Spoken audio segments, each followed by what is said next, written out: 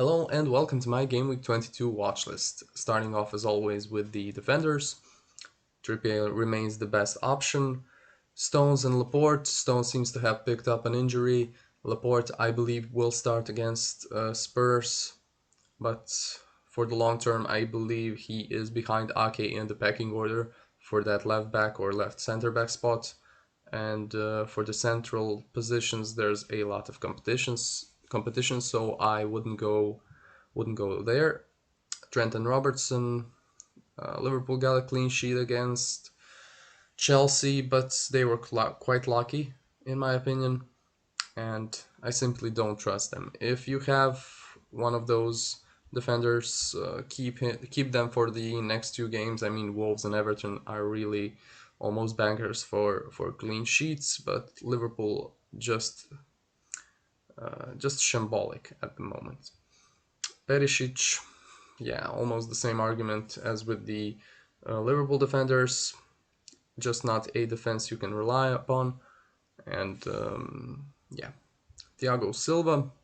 Chelsea's fixtures do improve in the near future, and with all the signings they made, they might become options again.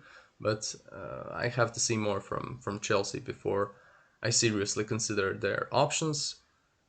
James coming back from injury soon, so can't wait to jump on that train again until the inevitable injury. In the 4.6 to 5.5 million bracket, Shaw remains a great option. The blank game week in 25 has been confirmed, so that's something to think about. But yeah, it shouldn't put you off going for Shaw with the double game week and with Leeds and Leicester. Perhaps not the best fixtures from a defensive point of view, but I believe United are good for clean sheets, especially seeing as all the other teams are pretty poor defensively. They are one of the teams that can keep clean sheets on a consistent basis. And of course, with Man United, there's also Arsenal, who are one of the best, if not the best, defense in the league. There's a small change in the watch list, so I've risen Gabriel and Saliba, and of course Zinchenko should be here as well, and I've downgraded White. So why did I do that? Simply due to the fact that White was hooked off at halftime against Manchester United, and then in the cup, Tomiyasu actually started against Manchester City. Tomiyasu put into two really good performances, in my opinion. So White's spot might be in danger. Now, I'm not saying it's a certainty that he will be dropped, but just a wait and see. And the fact that Gabriel, Saliba, and Zinchenko are pretty much nailed starters just makes them superior options at this moment in time. Varane, yeah, a good option. I prefer Shaw, but if you don't have the money to go for Shaw, he is a decent option. White I've talked about, a small downgrade, but still, if you have White, there's no reason to panic. He might just keep starting games, and yeah. Ake gets a upgrade in the watch list. With Cancelo's departure, it's pretty much set in stone that City will now play the three at the back and with Rico Lewis in midfield formation. And Ake, I believe, has been playing well, and he's earned that left center back or left back slot. And I see no reason for him to be dropped. Now, of course, as always with City players, there is the chance of the odd rotation, missing some games, especially with Champions League around the corner after the Nottingham Forest game, I believe. But yeah, currently, in my opinion, the best City option, not named Rico Lewis. Dunk. Now, yeah, Brighton. I'm still not convinced about them from a defensive point of view, but they are a decent team. The prices for their players are decent, so Yeah, the blank, of course, in 25 lessens their appeal, but Bournemouth, Palace, and Fulham in the next three, they could keep a couple of clean sheets, and due to the cheap price, of course, you can just bench them in game week 25 if, of course, you don't have too many players already from United and Newcastle. Now, I've added Pascal Strike to the list purely because of the fact that he has a double game week and plays in game week 25 when there's a blank. Quite a juicy fixture there against Southampton, actually, but it's Leeds, so I personally wouldn't go there. Um, I'm not convinced about Leeds from a defensive point of view, and yeah, that's pretty much all there is to say about it. Not a good option, in my opinion. Benoit Badiashile, as I've said with Thiago Silva, I need to see more from Chelsea. I need to see the system they play now with all the new signings, and if they improve defensively, he could become an option because I believe he is a good player. Akanji, same argument I made with Stones and Laporte, not really an option due to the rotation, and yeah. Ben Mee, with game week 25 now being a confirmed blank for Ben Mee, I wouldn't go there personally, even though it's Southampton and Palace in the next three. Decent fixtures, especially for Brentford at home. They have been really good at home, but I wouldn't go there. Cresswell, yeah, nothing to say there. In the 3.9 to 4.5 million bracket, Botman still remains at the top. Newcastle, yeah, just keep on churning the clean sheets, so no reason to move Botman any further down. Great option.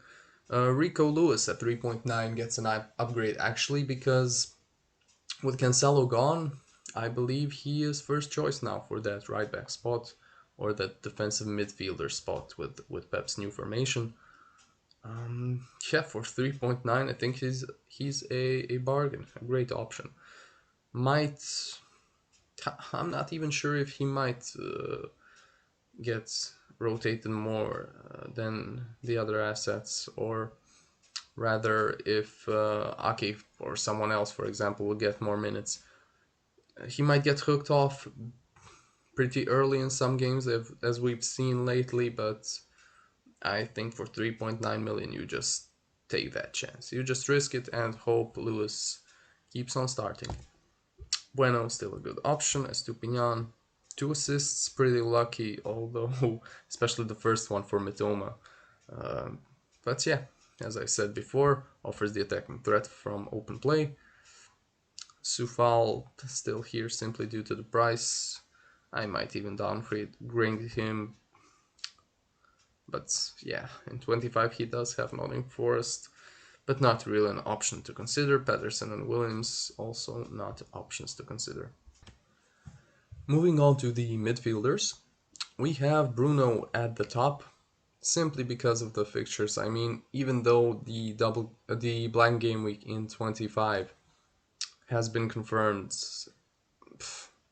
Palace, Leeds, then Leeds again, and then Leicester. I mean, I just don't see a way that Bruno doesn't end up as the highest scoring midfielder from the premium bracket in those 3 game weeks. So yeah, I believe he is the best premium option currently. Next up, Kevin De Bruyne. Now Kevin De Bruyne gets a downgrade actually. Look, he's still a good option. The the potential for assists and potential for points is still there. He's still pretty much the most nailed Manchester City asset. But comparing him to Bruno, I believe Bruno outscores him in the next 3 game weeks.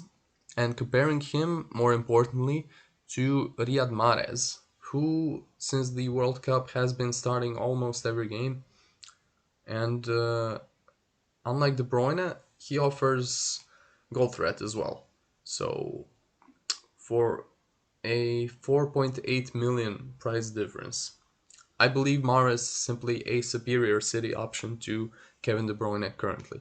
Now, of course, we've been here before. We've talked up Mahrez. He's been excellent. And then out of nowhere he gets benched and yeah, misses out 4 games in a row or something like that. Especially with Champions League coming up, Pep does have a tendency to perhaps play Mahrez in the Champions League and rest him in the league. But for such a huge price difference, and for the fact that yeah, Mahrez is just so explosive, I believe De Bruyne isn't the option he used to be a few weeks ago, unfortunately. Not to say he's bad. If you want the City triple up, I have nothing against going, for example, KDB, Mahrez, and Haaland, especially with that double game week and the Nottingham Forest and Bournemouth fixtures as well after that. But I can't simply put KDB in the same bracket as Bruno currently. Salah gets a downgrade again. Liverpool are simply not a team we should be considering currently. Yes, Wolves and Everton are decent fixtures, but they just aren't clicking. Son, not an option. Sterling, not an option, even though I think he is coming back from an injury soon. But yeah, not an option.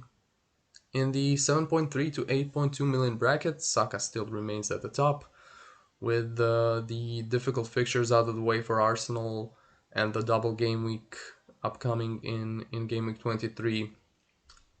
You simply have to have 3 Arsenal assets, and Saka is, not considering the price, is the best asset simply because he is on penalties and he does offer the goal threat and the assist threat. So yeah, Saka is great.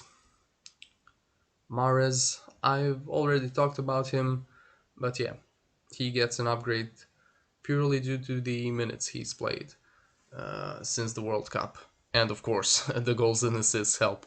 But yeah, we know how good a player he is. He is that perfect fantasy asset because of his selfishness and just his quality as well, of course. So yeah, I do believe Mahrez is a great option, especially at the price of 7.7 million. Anthony is there purely due to the fact that the fixtures are as kind as they are in the next 4, but I wouldn't go there. I would really prefer to go for Fernandes. If you don't have the money to do it, perhaps look at other assets or look for a way to find that money, but I wouldn't go for Anthony. Mount, Kulusevski, Gakpo, yeah, all teams that are currently not in the best of form and not options to consider right now. In the 5.4 to 7.3 million bracket, or rather 7.2 million bracket, apologies for that, Rashford and Odegaard remain excellent options, but I have downgraded Almiron. Um, with the emergence of March and Mitoma, I believe Brighton are just a more gung-ho team, a team that looks to score as many goals as they can, while Newcastle can be a bit cagey sometimes. Now, Almiron has also had his XG and XA drop ever since the World Cup. Of course, nobody was expecting him to score every game like he did before the World Cup, but you have to say he has been disappointing the last few matches. Martinelli still remains a good option. The fact that Trossard is here does lessen his appeal, as I've said last time, and he can't be put in the same bracket as Rashford and Odegaard currently, but still a good option. Harrison and Harrison I've added instead of Rodrigo because Rodrigo seems to have picked up an injury.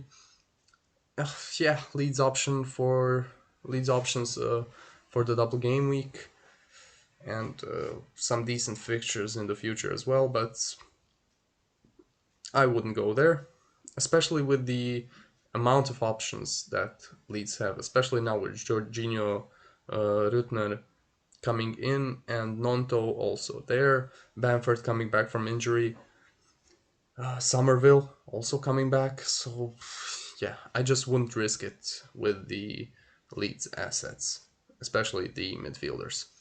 Ward Prowse, had a goal disallowed actually last game, so he's in amazing form. The only Southampton player that seems to be capable of scoring and assisting currently. So yeah, at least on a consistent basis. And with the position change, he's playing further forward, but it's Southampton, so I can't put him higher than this. Mudrik, he's an electric player, a really good player, but as I've said, with Chelsea assets, it's a wait and see for me. And in the 4.2 to 5.3 million bracket, March and Mitoma remain on top, even though there's a blank in 25. Their price is, I mean, it's so tempting that you could get him, you could get them, sorry, for the next three games and just bench them for 25. So yeah, just excellent options, especially with Brighton playing as well as they are. Pereira still remains good, has a game in 25 to cover. Not really a player, as I've said already, who I would play week in, week out, but a good option for the fifth midfielder spot. And another good option for the fifth midfielder spot is Leon Bailey. With Danny Ings gone, he's seemingly nailed for that Aston Villa team. Playing out of position as a striker, might even get an upgrade in the near future if I see some improvements in Villa's performances. And yeah, even though the games aren't maybe the best in the next three, I mean Leicester is a great game, but City and Arsenal aren't the best. Those are games that suit his playing style and his pace. And after that, it's Everton and Palace. So if you want to go there, why not? He's an inconsistent player, but on his day he can be brilliant. The Silva is here simply due to the price, of course, and Joan Vissa gets a downgrade. You're just never sure that he will play. I presume he will play against Southampton, then he will be benched against Arsenal, as Frank often changes the formation to more defensive 3-5-2 against these big sides.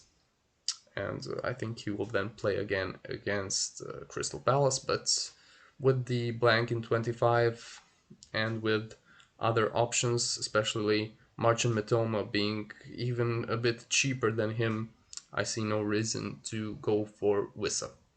And yeah, that's it for the midfielders. And rounding off with the forwards, Haaland remains at the top of the premium bracket. Kane also a good option. Darwin gets a small downgrade, as do all Liverpool players. Havertz and Vardy not really options we can consider currently. I mean Havertz perhaps due to the fixtures, but with Joao Felix coming back soon, and with all the new signings, who knows what Potter has in store for them with regards to the formation, and yeah, just not an option. Vardy, I think he's injured or something. Not an option, even if he wasn't injured. Nketiah in the 6.0 to 7.7 million bracket, I believe he is currently the best option. The fixtures are great. With Jesus out, there's no danger of him losing his spot anytime soon. So yeah, the stats have also been incredible. His XG is really good. So yeah, Nketiah is great. Wilson and Mitrovic still remain decent options, in my opinion. I mean, Wilson does have a blank in 25, but West Ham, Bournemouth, and Liverpool in the next three, he could feasibly score in all three. And Mitrovic, Fulham, just a good attacking team and still playing to his strengths. His returns maybe haven't been what we expected ever since the World Cup break, but in my opinion, still a good option. Tony, I've talked about Tony just due to the gambling ban. I can't put him higher than this. Also, the blank in 25, but if you have him, no reason to ship him out. Weghorst, Watkins, Bamford, Antonio, Adams, Martial, all options I wouldn't really consider. Weghorst, there's rotation worries with Martial. and even if he does play the all the games in the next 3 game weeks, how many goals is he really realistically going to get? He's not that type of striker, at least not in this current Manchester United system. He's more of a target man and a link up player. Watkins, look, with Ings gone, he becomes a better option, but the fixtures for the short term aren't that great for him. And Villa, I need to see more from Villa. Bamford, he does have a double game week. He has played decent in the last few outings I've seen from him, but not someone we can rely upon, especially in this stage of the season. Will he play both games in the double? I highly doubt it. And in the near future as well, with all the options Leeds have, he's not the one I would go for. Antonio replaces Kamaka and Ings on the watch list because both are injured. So yeah, but West Ham forward is not what we need. Adams, also not an option, and Martial, the same arguments that go for Weghorst go for Martial. They can rotate, unfortunately, and just so disappointing. He's been just so disappointing ever since the World Cup. Not an option I would consider. In the 4.6 to 5.9 million brackets, non-top, a decent option if you want someone to cover for game week 25 and if you want to take advantage of the double game week. But as I've said with Leeds players, they're just too much competition for places there, and I don't like it. And even if he does play all these games, Leeds aren't a great side, and yeah, I'm not really convinced. But if you want to go there, he's okay, especially for that price. Mbomo and Johnson up next. Uh, there are below average options. I wouldn't consider them. Solanke injured, Moore not injured but playing for Bournemouth. So yeah, Daka not really an option. And in the 4.2 to 4.5 million brackets, we have Ferguson, who seems to have picked up an injury. There were some reports that he might miss a lot of games. Then some reports that he will be back soon. Wait, of course, until the press conferences and see the situation with him. But if he is fine for 4.5 million, player who plays for a great attacking team in Brighton, and yes, there is some rotation risk, of course, with Welbeck, but I wouldn't let that discourage you, especially for that price. And Greenwood remains here simply due to the price. He's the cheapest forward, and if you want to switch to a 5 in midfield formation, he is useful. So yeah, that's pretty much it for this week. There's a lot of things to look out for in the upcoming game week, especially after this longer break we had for the cup, and with all the new signings coming in, it's going to be an exciting game week. So yeah, have fun and good luck. Bye.